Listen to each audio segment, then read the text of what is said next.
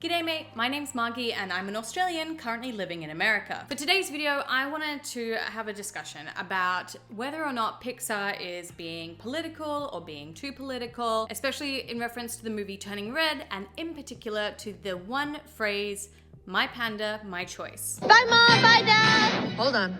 You're not going out like that, are you? My panda, my choice, Mom. Now, if you're new to my channel, hi, hello. I like to do Australia versus USA content as well as animated content like Bluey and currently Turning Red. So if that interests you, don't forget to hit that subscribe button down below. If you're not new, welcome back. Today's video, I want to have a look at sort of a few different things. So I want to start off with looking at Pixar and what they've done in previous films in terms of politics, and then have a little bit of a look at the slogan, My Body, My Choice, and some of the history behind it, and then how the people at Pixar used that slogan in the movie Turning Red and what they might have been trying to say with that slogan. Because something I've noticed is that people have really been interpreting it in a lot of different ways. So I'm very curious as to what kind of way you interpreted it as well. Now, when looking at Pixar films online in terms of if they've ever shown any sort of like political preference or anything like that before, there's never been like a full like outright statement, but there is a lot of hints in each of their films, whether it's in terms of the villains they've chosen or maybe the themes of the movie, as to maybe them trying to say a statement on a current topic. I mean, the movie Ratatouille was seen as a coming out metaphor for LGBTQIA audiences. The movie Brave was seen as feminist propaganda as well for some people, especially with the idea of changing your fate and throwing off the chains of a male-dominated society. So yeah, of course it can be seen that way, but it also can be seen as just a coming of age story as well, very similar to Turning Red, but just in a different time, basically. In terms of the villains that Pixar has chosen to portray in some of their movies in the past, definitely been a certain type. So for example, in Cars 2, like the big oil companies were seen as the villains, which is definitely seen as a more leftist view in America. We also have like greedy corporations in Monsters Inc. and Toy Story 2, as well as like overbearing governments in The Incredibles. So again, those can also be seen as maybe having a more political viewpoint. But I would say overall, like their main one that I've seen occur in most of their films is usually to do with the environment and pro-environmentalism.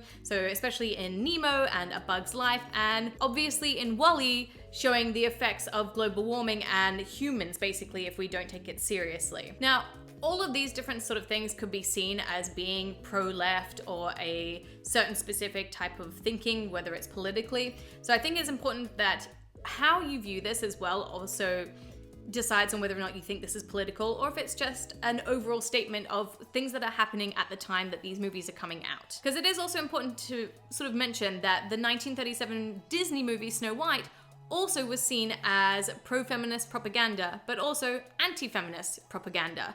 So it really does depend on your own upbringing sometimes as to what way you see a movie. Now, in terms of actual slogans, I've got to say from what I've researched and found, there's never really been a very specific one used in any of the movies, unlike Turning Red, which very much used the slogan My Body, My Choice, but just replaced body with panda. So in terms of that slogan, My Body, My Choice, I feel like when you ask people what they think of when they think of this, their first reaction is probably abortions. But I think it's important to look a little bit more into the history of this saying and especially how it's seen around the world as well, which I think is a perspective that I can give. So it does actually have like a very ironic history. My Body, My Choice was actually first used in like the 17th, 18th centuries over in Europe in particular, and it was used towards men who were oppressed. Like it was their oppressors saying, your body is my body and it's my choice what I get to do with your body. So if you think of it kind of, I guess, in like a slaver's terms of they thinking that they have a person's body as their own property and it's their choice what they get to do with it. So it kind of has like a bit of an ironic history to it, but it was around sort of 1969, 1970s when it was used more popularly for female body autonomy and became more of a feminist slogan instead over in America. Now, I think it's really important to note that it's been used by feminists mostly for body autonomy as well as your freedom of choice over your body, as well as what you get to do with your body with other people as well. or with clothing as well. So for example, the slogan "My Body, My Choice" was used in Hong Kong as a rallying call for anti-slut shaming. So trying to, again, bring up the idea that just because someone wears something different doesn't mean they should be treated differently because of that. In Malaysia, the slogan was used to bring awareness towards child grooming. In South Korea, it was used as a slogan to say that women don't have to get married, they don't have to have children. And in India, it was used as a slogan to have freedom of movement as well as freedom of clothing choices. And I think that one in particular is really important. So we're gonna come back to that in a little bit. But generally, I would say though, in most Western countries like America, Australia, and England, it is mostly being used as pro-life, pro-choice, that kind of debate. It comes up around the idea of abortions and basically your choice about having children. But I do think it is important to note that in the last 2 years,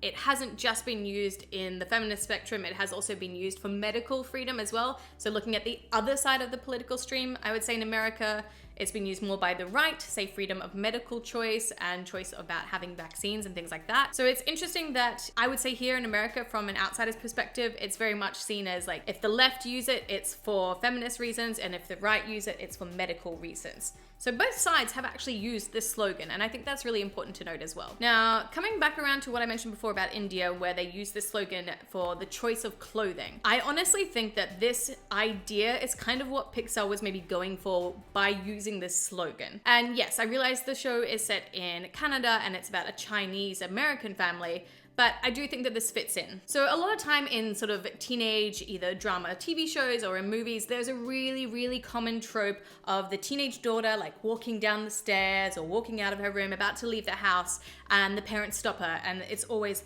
"What are you wearing?" And it's something that they don't approve of. Either it shows too much skin, or it's something that they think maybe is too sexy, or something along those lines. You're not letting her go out like that, are you?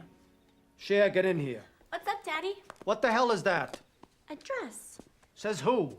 Calvin Klein. It looks like underwear.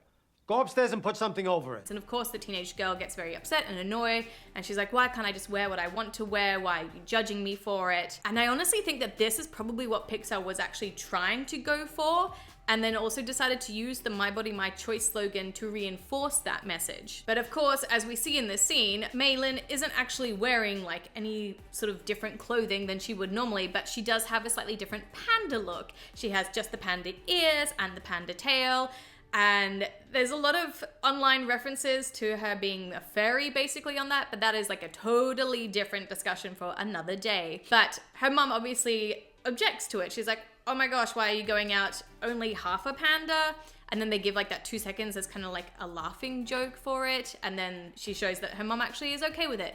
And she's like, "Okay, look, it's fine. You can go out like that." She's embracing her panda and she can leave because it's her panda or her body and it's her choice. And so I think the people at Pixar were trying to make this more of a play on words rather than something very political. And yes, something could be said for the fact that very recently with the Florida Don't Say Gay bill, that Disney has decided to oppose that. There's like a whole discussion basically behind that, and a lot of their LGBTQ community that works at Disney sort of protesting that bill too. So yeah, you could say that maybe some people did want to slide that in as a way to sort of show their viewpoint, but I do really think that it's meant to be more of a play on words for the trope with clothing, rather than anything to do with medical freedom with vaccines on the right side of the spectrum, or with pro-life, pro-choice debates on the left side and things like that. But again, like I said, I think it really depends on how you've grown up and what political spectrum maybe that you're on as to how you might have seen that line. You might have not even noticed it. My husband didn't. It went right over his head. He didn't recognize it at all. But other people who maybe are more invested in either side of those debates on the left or the right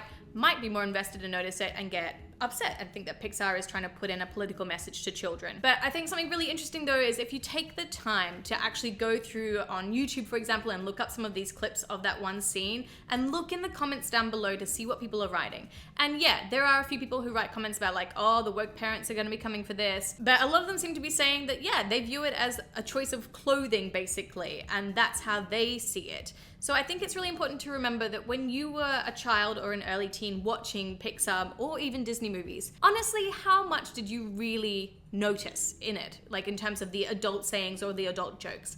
Because I know for myself, a lot of those went over my head. Like watching them now as an adult, there's so many more like adult jokes in there that I just never picked up on.